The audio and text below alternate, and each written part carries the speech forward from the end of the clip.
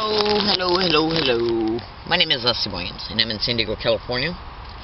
And I'm making this particular video file while I'm eating my breakfast. And this is going to be a video that's going to describe some of the methods that are brought about against organized stalking targets who are actually human trafficking targets.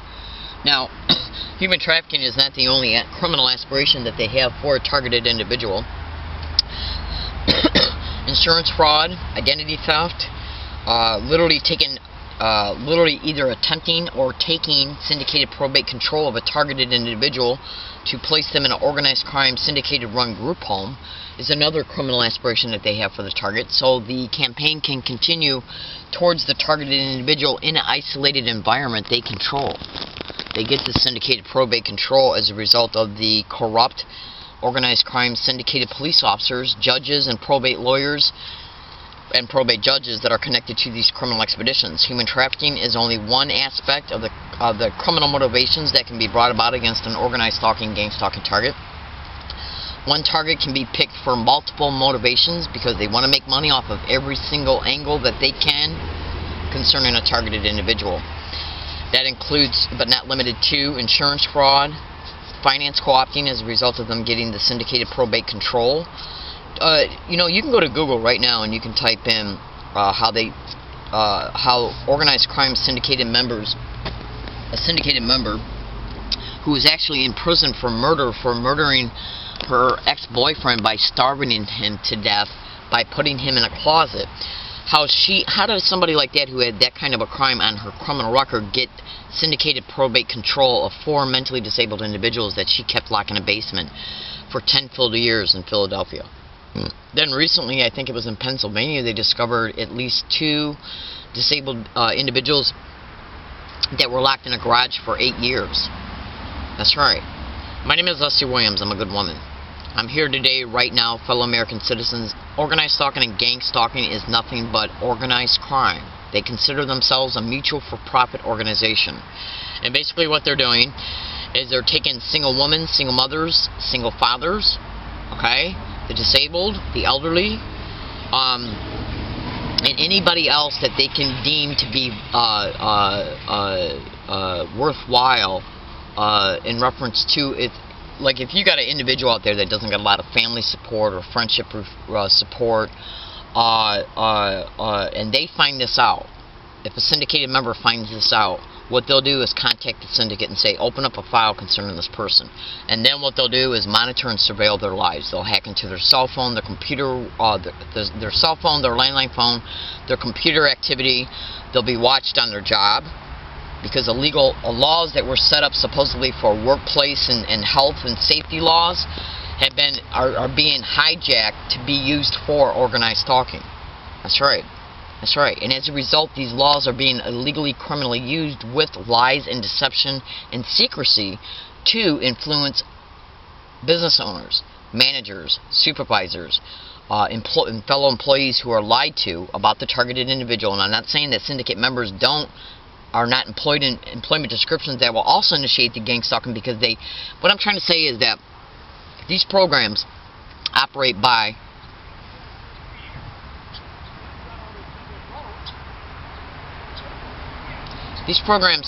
through deception, secrecy, illegally using existing laws. Okay. Now, I'm not gonna expand on how the occupational health and safety laws are being used for these criminal expeditions, because all you got to do is extensively research it, along with the community notification and/or the offender's notification.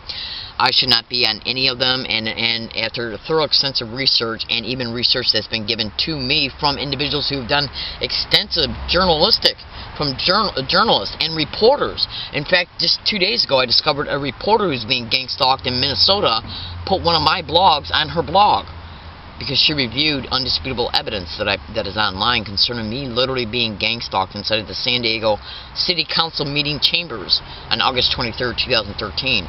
You would not believe what they're doing. But so I gotta state. So just research what I stated, and you'll see how these laws and these law enforcement tools are being illegally, criminally used for criminal aspirations. Just do it, and you'll understand what I'm talking about. Now, just hold on a second, because this is my breakfast. I want to stay on subject matter in reference to what this video is about. This video is being made for the welfare and safety, the true meaning of real safety, okay, of fellow targeted individuals and or their family members, friends, relatives, or interested community members who might really want to know the truth and the factual reality about what gang stalking is, okay, excuse me for eating, and some of their methods and tactics and why they're used. Organized stalking and gang stalking is basically a nothing but organized crime in a system that's using a template of protocols, methods, and tactics and maneuvers that they implement against a targeted individual in order to put that targeted individual into dire circumstances where they then, as a result of living in the effects of these circumstances, become more vulnerable to the next step that they bring about against the targeted individual, which makes them more vulnerable and closer to the eventual exploitation. That's right. It's a template of tiered protocols, methods, and tactics that they over time implement against the target.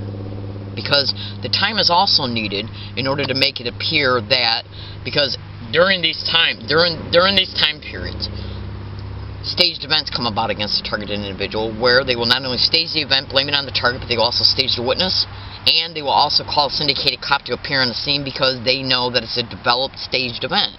And so they need that police officer to play his role in the event. That's right. And that's basically where they will use the police officer for, but not limited to, an arrest, a falsified police report, and or petitioning the target into an area neighborhood hospital or a psychiatric floor, or supposedly using a psychologist that works for the police or the state. They tried that bullshit with me literally on the 15th. Over at Jack in the Box on Rosecrans and Nimitz when I called the police on Jack in the Box employees, because now look, you can go to Google and YouTube right now, just do it. Do the following I tell you right now, okay? You can stop this YouTube video after I explain to you just a tidbit about what happened at Jack in the Box. On over at least 10 to 15 separate occasions, I caught gang stalking, flat out wide opening happening on video and numerous audio files at this Jack in the Box on Rosecrans and Nimitz, where they literally get around me and repeat gang stalk, gang stalker, gang stalk, and gang stalk. Oh my god, gang stalk, gang stalk. I caught it on video and audio in that Jack in the Box, happening by individuals that at times were already in the Jack in the Box before I got there, by individuals that came into the Jack in the Box acting as customers, and by the employees, including the management. This is achieved through what is known as the community notification. That's right. Now, to prove to you that this type of crime that I just literally said to you about what was caught at Jack in the Box was also caught at the San Diego City Council meeting chambers. Now, that blog, let me show you just real fast. That blog that I just got done talking to you about, this is, well, for one, this is Sylvia Almarillo. She's another gang stalking target in San Diego, California. But that blog in reference to, let me just show you this real fast. Do you see this woman right here? Her name is Jessica Miles, okay? She's a reporter. She's being gang stalked by the Minnesota Police Department agencies in Minnesota. Now, you can go to Google and Google her. Whoever, I don't know if she wrote this blog or somebody wrote this blog on her behalf, but whoever did put the blog that I wrote concerning me literally catching evidence of me being gang stalked inside the San Diego City Council meeting on August 23rd, 2013, being harassed in the same exact way that you're about ready to hear right now. And what you're about ready to hear right now occurred at UCSD, okay, 4 days ago, on the 18th of October. Now what you're listening for, I'll explain what you're, well, let me just explain what you're hearing. As a result of being an organized stalking, gang stalking target, targets of this crime are subjected to clever ways that the perpetrators have designed to make us feel stalked and harassed as a result. And basically, one of the main methods they do is to get around a targeted individual to sensitize them to, as a result of extreme repetition of repeating certain words, phrases, physical gestures, and even sounds. That's right. Around the targeted individual, everywhere they go, every single day. That's right. And with me, what they've been doing for the last year and a half, and I got over 700 separate audio files at least, showing this tactic that you're about ready to hear being said around me everywhere I went for the last year and a half, non-stop, repetitively, continuously, repeatedly, non-stop. And basically what that tactic is them getting around me and saying gang stalk, and or gang stalking, and or gang stalker, along with oh my god, and then other audio files show it happening with the words weird and crazy being said back to back with it. This audio file, which I'm going to briefly show you is of it happening in 2 separate buildings on the same date at UCSD. That's right. This is the first one of it happening in the Price Center. What you're listening for is one individual saying, oh my god, in the background. And then as soon as you hear gang stalk, you'll hear the oh my god being said. Just listen closely and meticulously, and you'll hear it. And this is exactly what was caught in the San Diego City Council meeting chambers on August 23rd, 2013. And that's why that reporter put it on the blog. Listen.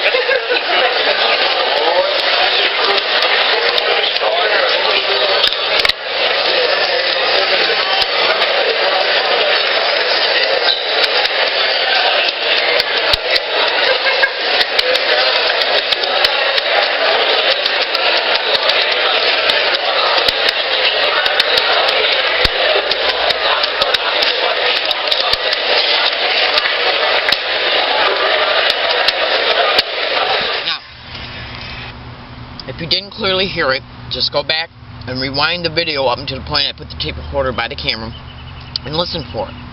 Okay? Because I got to stay on subject matter in reference to actually why this video was made. But what I'm going to do, and that happened in the Price Center at UCSD, the West Price Center, which is like a food court where students can go and use computers, get something to eat. This is the same exact method of it happening in the Club Med restaurant, which is a little cafe right up the walking pathway from the biomedical library. Totally separate building earlier in the day.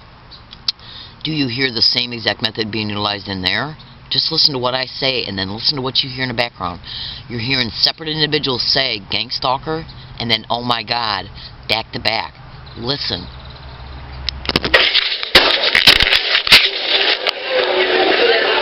Let's see if I hear gang stalk in here. Club Med, October 18, 2013.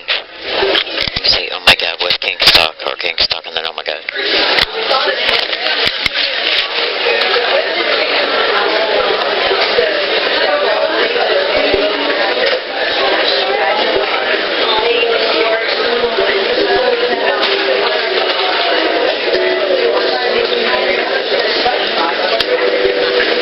You just heard it, so there's no reason to continue to now. What you just heard was just a couple seconds. Okay, it said non-stop repeatedly, and when I say like, do you see the flow of my conversation right now? I'm going to say 4 or 5 words. I am going to go to Walmart. That's the flow of a conversation. What they do around me is say this non-stop around me continuously. Every day, everywhere I go. The only time they take a break is when they see through the method of when they see cyber surveillance is a method of gang stalking, and it can be Googled. When they see through the cyber surveillance of what the evidence I'm uploading, they'll lay low for a day or two, and then just go back to the physical gestures that they repeat around me. Then once they feel a day or two, okay, has went by, because they're not sure who else might be seeing my videos. Okay, that's right. And they're not sure if somebody in the environment might be trying to catch it so they can prove that it's happening to me.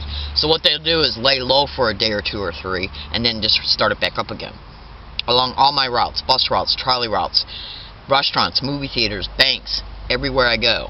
Now what you just heard was caught in Jack in the Box on video. I'm like right now you're seeing me.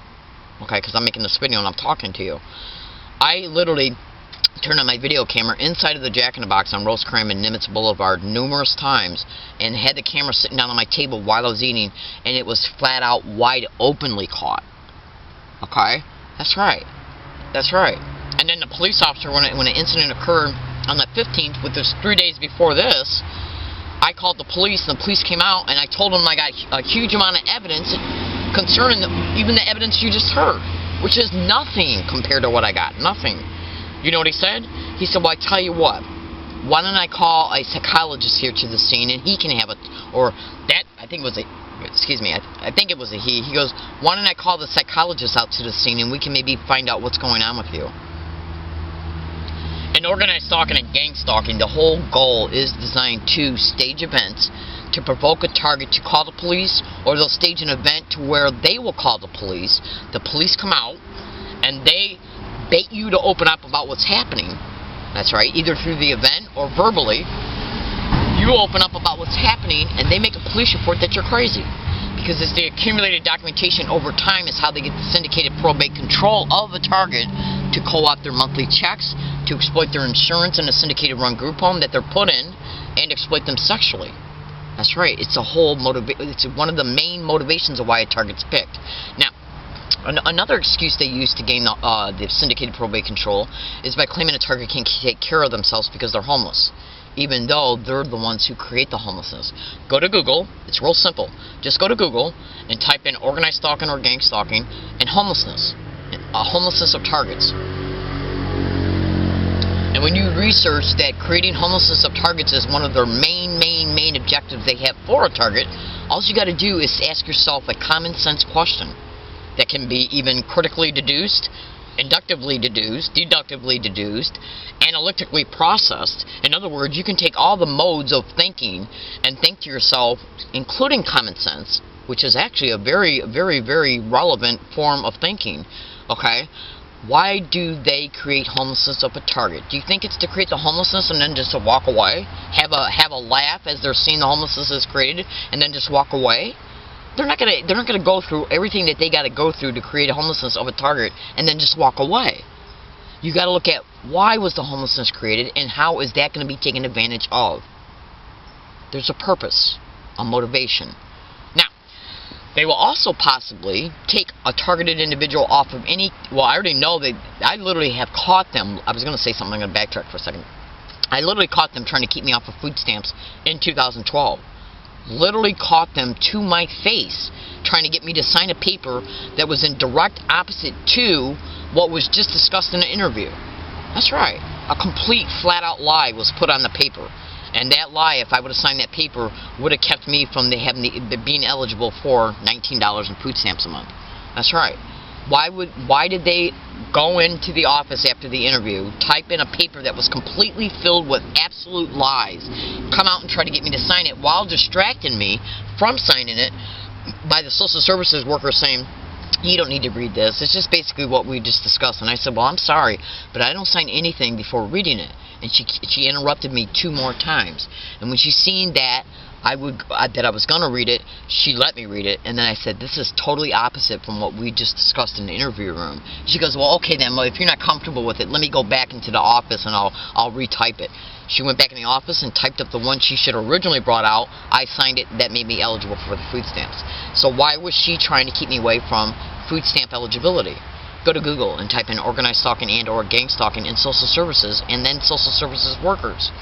Because the whole goal for them is to see, these people got syndicated members in all areas of government, at the federal level, state level, and local level. So they'll even take a targeted individual like me off of Social Security, wait until the circumstances and the staged events can produce the documentation to take syndicated probate control of me, and then reapply for benefits in my name. That's right. This is the skillful schemes of organized stalking. They're a mutual for-profit organization. Now, to create the homelessness of targets, hang on a second. Now, I'm about 9 minutes left in this particular video. And the reason why I made this video, fellow American citizens, fellow La Jollans, fellow Californians, I want you to know that I am not involved. I can look you straight in the eye and tell you to your face that I am not involved in any illegal or criminal activity whatsoever. I'm a good woman. I have right now signs up in my tent that I pasted up that are all about Jesus and certain prayers and everything, and I'm not boasting. What I'm trying to do, what I'm trying to do is just basically acquaint myself with you just for a second. I'm a good woman, okay? I am literally the kind of person that if I had 2 shirts on my back, I'd take one off and give it to you. Literally. Okay? I'm not involved in any illegal or criminal activity. I'm not a threat to myself or others, and I am not. Let's see. There's like four major things. There's four major things that they try to label targets as being. I'm not a threat to myself or others. I'm not mentally ill. I'm not involved in any illegal or criminal activity, and I guess there's another one. I forgot it though. And I know how to take care of myself. Okay? Sorry, I had a mental fog there for a second. The point I'm trying to make, though, is that these are the four things that they attempt to and do put on police reports, falsified doctor reports. They will petition a target into county mental health to get these documentations for the syndicated eventual probate control. Because they have to make it appear that they're getting the probate control for legal appearing reasons. That's right. Now, is this why a San Diego police officer did not care again about the evidence I got? Instead, what he wanted to do was call a psychologist to the scene. Now, I just got done showing you this criminality is happening to me, and what was caught that you just heard from UCSD on the 18th, that was 3 days after the Jack in the Box event. I've already uploaded the audio from the verbalizations between me and the San Diego police officer from the 15th concerning the incident of Jack in the Box, and it clearly shows me saying that these individuals inside of Jack in the Box were repeating gang stalking, oh my god, we're crazy, gang stalker, oh my god, gang stalking, and then 3 days later, okay, including on that, the 15th after I left Jack in the Box, it was caught on audio file on my way home. It was caught on audio file on the 16th, the 17th, and the 18th. Okay? Now, you just heard some of the 18th, 3 days later. What's the likelihood of me talking to a San Diego police officer, which I got an incident number from, stating that this was happening at Jack in the Box, and then I catch it 3 days later again at UCSD? If they weren't stalking me from one place to the other to implement the same exact identical harassment. Now, when they take or keep targets off of community services that might assist them in feeding themselves and putting their own shelter over them once the homelessness is created, okay, because they got to put a target in very bad, dire circumstances, and that's done to try and influence where the target will have to go physically in order to get their needs met. The community notification, the offender's notification, and occupational health and safety laws are being illegally and criminally used in these expeditions, and they can be Googled. And this is in part one of the ways they're getting cooperation from the business community, normal, average, everyday community members. That's right, security guards at business plazas. They're getting also homeless people to help them because they're easily bought off and paid for with services that you donate to, like food banks, Salvation Army, okay, Goodwill Industries, whatever. Because these individuals, you gotta look at it this way. A police officer runs into a bunch of homeless. A police officer can run into any given amount of number of homeless people on any date because of his job description. Now, as a result of social services workers, police officers, probation officers, and parole officers, these are the kind of individuals who have lists of community resources that they give to people who might have a need. Homeless people, domestic violence victims, battered women, single mothers, single fathers, low-income families. These are the kind of employment descriptions that have these lists. So these individuals are aware of the resources in the community that the community contributes to in order to help out the vulnerable. Okay? These police officers can also use their employment description to get a homeless person to have them harass a target for them and then pay that homeless person off with the community services that you contributed to. I already know it because I've seen it happen before my eyes in another state, and gang stalking is occurring in every state. Hang on. So you got to think about it this way as well. You can go to Google and type in a gang stalking. Go to YouTube and type in a gang stalking bullying on steroids. I'm talking fast because I'm trying to condense a lot of details. That's why I'm getting a little tongue-tied.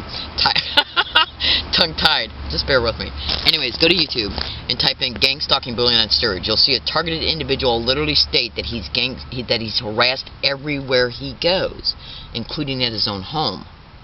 And he also mentions neighbors. Now, think about this. How could this guy be harassed everywhere he goes unless they did not know where he was at? When he's at places that he's at, once he, like if I go to a store, if this individual goes to a store that's on a news broadcast and he's being gang stalked and harassed at these places, how did they know where he was at in real time to put the crafted harassment around him for him to experience by the people they're using? And he says everywhere he goes, I'm harassed everywhere I go through clever, overt means. Half of them are designed to blend in with everyday environments, like the physical gestures. That's right. Now, they're called sensitization tactics. Anyways, so think about this. If they know where a targeted individual's at in real time after they make them homeless in order to put these staged events and crafted harassment around them, then if a targeted individual has had their social services taken away, if they rob them and steal their ID, they can't even go to Salvation Army to get food. That's right, because you gotta have ID. You can't go to Goodwill Industry. You can't go anywhere, or a food bank to get help, because you gotta have ID. Their whole goal is to steal everything you got to put you completely vulnerable, so the target thinks to himself, well, I'll just make a sign, go stand on a street corner, hold the sign up, and say, I'm homeless, please help me, I'm hungry. You know what they'll do? They'll use other homeless people to attack that target on the street or create an incident and then blame the target for it, and then use the security guard of a nearby business, okay, to come and aid and abet in calling the police, and the police come out and they make a police report and or arrest the target. Because what they're trying to do is drill in that target's head that they have nowhere to run to survive on their own. Because their ultimate goal is to take that target physically to places for exploitation. And this is the schemes of gang stalking. My name is Leslie Williams. I'm in San Diego, California. I make these videos to inform, to expose the truth. Hang on a second. So when you see a security guard that's standing outside of any bank, a security guard that's running around in their little carts in the parking lots of Ralph's or any other plaza, understand and be clear. You would not believe who I am and what I know. You just would not believe it. Okay? The only way that you would believe it, if I sat down and talked to you and explained it to you and then showed you the proof, then you would believe it. The reason why I say you would not believe it is because the heinous nature and the tentacles that these criminal whores in the system that are using to get people in the community to aid and abet them in the criminality of breaking a target down and keeping them down so they can be exploited in places they end up having to go to because of the circumstances and the effects of the circumstances that were created by them and brought about against the target from them. That's right. That's right. I'm being gang stalked and harassed by homeless people like you would not believe because they're bought off with your resources. The syndicate can't lose any money in reference to how it has to pay people to harass the target for them. They can't lose no money or they wouldn't be making no money. So they're paying off homeless people who are hard to trace after an event because they're homeless, okay, and because they're easily bought off with community resources. That's right. Then you got the security guards who do what they're fucking told. Sorry. You got security guards of a business plaza who do what they're told by the police at the federal and state local level. And they lie about a target as well to get anybody's cooperation. Go to YouTube and type in "listen to a stranger" to see what's happening to a woman in a market from community members as a result of those community members being lied to by an individual who's got a fake badge. What do you think a real badge can do? I'm in San Diego, California. Human trafficking, sexual servitude rings. My name is Leslie Williams. I'm a grown woman. AIDS is not my future. Sexual exploitation is not my future, and I will not let criminals dictate where I end up at. I do what I do to inform, to expose the truth. Because the truth needs to be known for what it is. I'm going to make another video that's going to be a continuation of these statements, and you need to watch it. Okay? Because I'm running out of video time and pertaining to this particular video. So I'm going to make it right now, and just go to it. It'll be pasted in the description of this YouTube video, and I guarantee you'll be glad you watched it. Thank you.